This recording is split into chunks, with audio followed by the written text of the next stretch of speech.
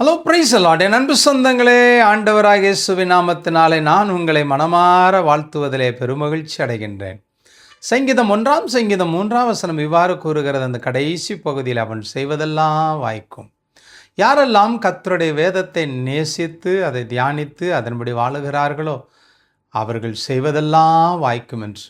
இதுவரைக்கும் நீங்கள் முயற்சித்து தோற்று போனீர்களா? அல்லது நீங்கள் முயற்சித்த காரியங்கள் வாய்க்காத போனதா?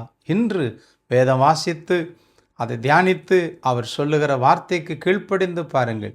நீங்கள் செய்வதெல்லாம் வாய்க்கும். நீங்கள் எதை செய்தாலும் அவர் கைகூடி வர பண்ணுவார்.